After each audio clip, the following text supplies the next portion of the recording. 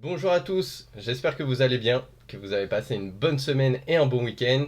On se retrouve aujourd'hui donc pour le point hebdo trading. On va regarder ensemble ce qui s'est passé donc sur les marchés financiers et d'un point de vue géopolitique cette semaine. Et ensuite, on va regarder les opportunités à venir pour la semaine qui arrive. Donc on se retrouve tout de suite pour commencer le point juste après l'intro.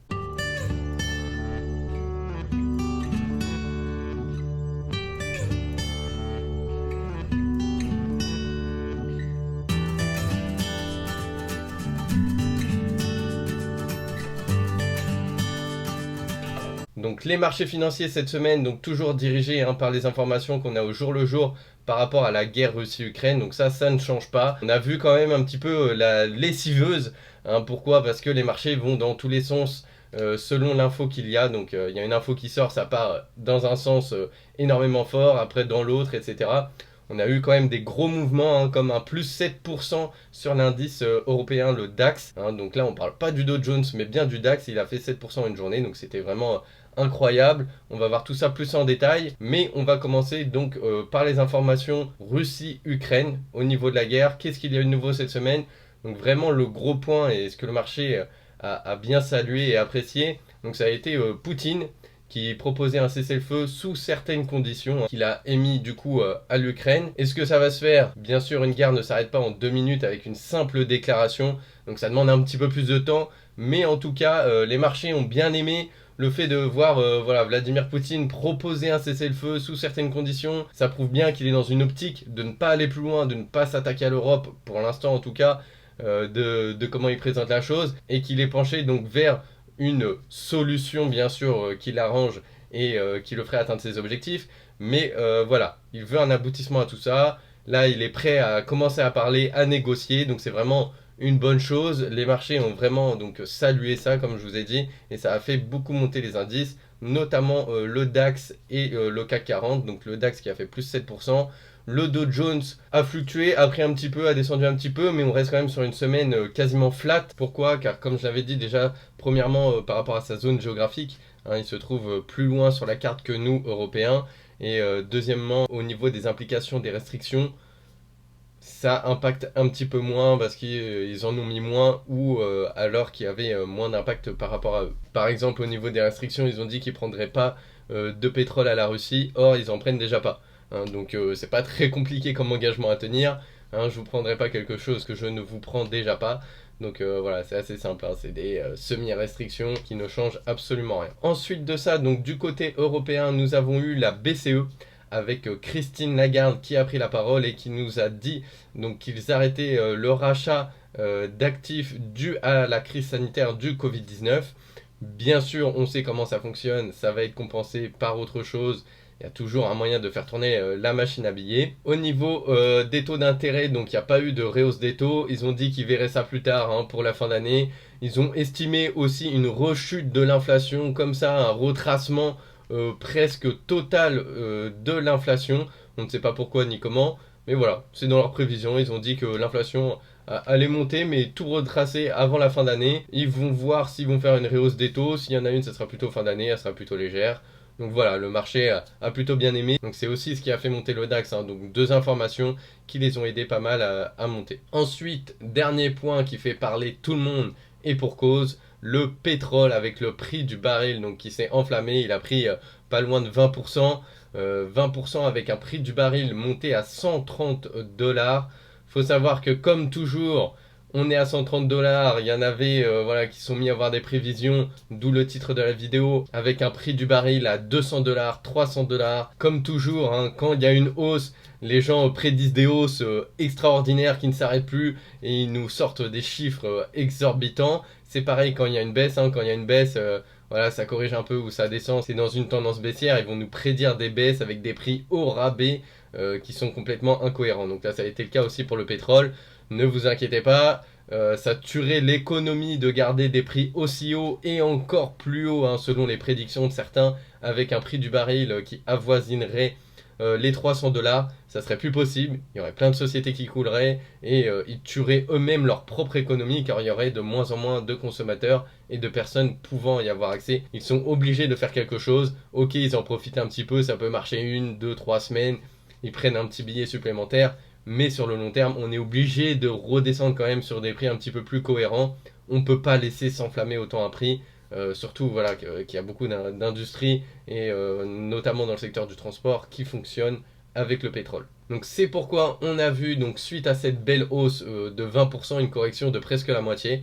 Hein, donc tout de suite ça a commencé à redescendre. On a vu en cette fin de semaine les prix à la pompe donc qui ont commencé à redescendre un petit peu. Bien sûr, on n'est pas retourné sur les prix d'avant, mais voilà, ça commence à redescendre un petit peu. Est-ce que ça va remonter cette semaine? Tout peut arriver, hein, tout peut arriver. Ça va dépendre aussi donc des avancées par rapport à la Russie-Ukraine. On va voir ce que ça donne, mais voilà, ne vous inquiétez pas, on va pas aller à la station essence avec un prix affiché à 6 euros le litre. Je ne pense pas, je l'espère pas, mais ça serait pas viable ni pour eux ni pour nous, donc ce n'est pas le but du tout. On a fini donc pour le petit point information. On va passer maintenant sur les graphiques pour voir ensemble donc voilà les zones qu'il y a eu de travailler cette semaine et les opportunités à venir pour la semaine qui arrive. On se retrouve maintenant sur les graphiques avec en premier donc le Dow Jones.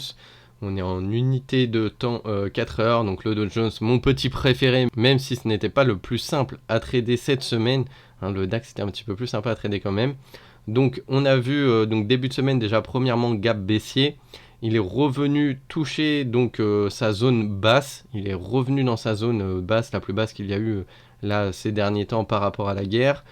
À quelques points près, il est revenu vraiment sur ses plus bas. Ensuite de ça, on a eu un premier donc beau rebond avec une touchée de voilà sur une zone très sympa qui était déjà tracée. Il est revenu redescendre et ensuite il est revenu donc toucher plusieurs fois sa deuxième zone haute donc de la semaine. Et la résistance ici est devenue, donc comme on peut le voir ici, support et tout le long ici support. Voilà, donc il y a eu au moins 5-6 touchettes support et avec cette zone ici de résistance. Donc voilà, on avait un petit range assez sympa à travailler. À un moment, il y a eu quand même une cassure où il est revenu donc toucher sa zone du dessus. Hein. Donc en fait, il y a plusieurs zones intermédiaires. Il y a un gros range général et à l'intérieur de ce range, il y a des plus petits ranges. Ok, donc voilà, c'est pour ça qu'il faut quand même faire très attention. Mais dans l'ensemble, voilà, on pouvait quand même s'y retrouver. Voilà, il y avait quand même des choses sympas à travailler. Donc pour la semaine à venir, comment ça va se passer? Donc savoir si ça va monter ou descendre concrètement, ça va vraiment dépendre des infos et de ce que le marché a décidé. Le tout, ça va être vraiment de s'adapter. Je pense qu'on est quand même sur une des zones les plus basses ici, hein, quand on arrive sur cette zone, les plus basses dues à la guerre, à moins que vraiment, voilà, il y ait vraiment des grosses mauvaises annonces. Mais si on reste un petit peu dans le même contexte actuel, voilà, là on est quand même sur la zone la plus basse, je pense, d'après moi. Ok, donc ça va être vraiment la plus belle zone à travailler pour commencer à envoyer des achats. Et après, bien sûr, donc selon les supports, les résistances, on s'adapte. Hein. Donc tous nos signaux, nos positions et nos explications sont dans les groupes VIP et groupes gratuits que vous pouvez retrouver dans la description de cette vidéo. Ensuite de ça, donc le DAX toujours en unité de temps 4 heures. Donc pareil, un même scénario, gap baissier. Il n'est pas allé chercher beaucoup plus bas après, il a vraiment stagné ici. Et après, donc une fois la cassure, il a fait une belle remontée jusqu'à cette zone, hein, cette zone qui avait servi de résistance pendant un moment. Donc belle remontée jusqu'ici. Ensuite, il a décidé de corriger un petit peu. Il s'est arrêté donc sur la moyenne mobile 20 en H4. Et donc elle a bien tenu. Et ensuite de ça, donc c'est revenu remonter, retoucher donc la zone haute, donc jusqu'à même la dépasser un petit peu par rapport au point précédent, mais on est toujours dans la zone par rapport aux antécédents. Et après ça, donc il est revenu recorriger un petit peu. Mais là, on peut voir pas mal de choses. Hein. Donc il y a eu le gap baissier. Ici, il était en range. Ok, RSI en sous-achat. Il a réintégré le RSI. Il a commencé à remonter. Il a recassé sa résistance. Et ensuite, donc voilà, la moyenne mobile 7 est vraiment devenue support. Hein. On voit que plusieurs fois, ça vient rebondir dessus. Ça a bien tenu. Ça a touché la zone haute. Et ensuite, voilà, vous connaissez la suite. Je viens de vous l'expliquer. Donc voilà un petit peu, je pousse pas l'analyse hyper loin. Pour ceux qui veulent vraiment l'analyse complète, il faut nous rejoindre donc sur les signaux et sur le groupe Telegram. Maintenant l'or. Donc l'or, vraiment, il y avait vraiment une très belle vente à prendre. Donc j'avais dit la semaine dernière qu'on commençait à arriver dans une belle zone, mais que ça pouvait encore un petit peu monter. C'est le cas, c'est ce que ça a fait. Ça a encore un petit peu monté jusqu'à vraiment toucher quasiment son point haut à quelques points près. Hein. Si je dézoome en daily, tac, ici, vous pouvez regarder. Donc le plus haut de cette semaine, voilà, il était là. Donc vous voyez, on est vraiment à quelques points près sur les plus hauts historiques. Et bien sûr, juste après ça, il est venu corriger. Donc il est venu corriger et il y avait un beau retracement à prendre. Donc voilà, vraiment belle position, sans trop de risques, parce qu'on pouvait voilà, donc avoir un ratio énorme au niveau du ratio gain-perte. Donc là, voilà, vraiment très belle position à prendre sur l'or. Sur la semaine à venir, donc à voir, là il commence quand même en daily, donc à recasser la moyenne mobile 7, qui faisait vraiment office de support ces dernières semaines. Là il vient un petit peu la casser, donc faut voir ce que ça va donner à l'ouverture et début de semaine, et bien sûr on s'adaptera, donc à voir s'il revient toucher là-haut et qu'il y aura encore une belle vente à prendre, ou s'il repart directement au sud dès le début de semaine. Maintenant le pétrole, donc qui fait tant parler, donc comme on l'a dit, il a dépassé les 130 $ le baril, sauf que si on regarde donc avec le retracement de Fibonacci, juste derrière, il a retracé donc 60% à peu près de sa hausse, si on compte sa hausse d'avant-guerre à peu près, donc on était à peu près à 90 $. Voilà, on voit qu'il a retracé à 61% sa hausse, ce qui correspond d'ailleurs à un beau point comme vous pouvez le voir ici. Ici ça avait résisté. Tag, donc ça fait vraiment un beau support qui a tenu, et derrière il est revenu remonter un petit peu jusqu'à 112 $, mais on est quand même assez loin, voilà, des 135 $. Et petit clin d'œil à ceux qui le voyaient monter à 200, 300. Pour le moment c'est pas le cas, et comme j'ai expliqué tout à l'heure, je pense pas que ça va l'être. Donc voilà, là on a des belles zones grâce au retracement de Fibonacci, une belle zone de support, ici une belle zone de résistance qui a fait le travail plusieurs fois, et là on se trouve un petit peu entre les deux, autour des 50%, donc voilà, c'est un petit peu à voir. Est-ce qu'il reprend des forces ou est-ce qu'il repart à la baisse? C'est un peu comme l'or, comme c'est une matière première. Donc là, tout va se décider début de semaine, mais aussi, bien sûr, au courant de la semaine, selon les informations qu'on va avoir. Dernière petite analyse, l'euro-dollar. Donc l'euro-dollar, comme je disais, il peut continuer à descendre un petit peu pour aller jusqu'à sa zone basse. Je disais qu'il y avait encore de la place. Et si on regarde donc cette semaine, eh bien, ça a fait ce que j'ai dit, ça a continué à descendre, on s'est rapproché encore un peu plus donc de sa zone, vraiment avec les points bas, on s'en est rapproché un petit peu plus, donc il y a encore un petit peu de marge, mais voilà, on peut voir quand même une première réaction, ça a tenté, ça a repris une petite impulsion, mais qui a vite été comblée.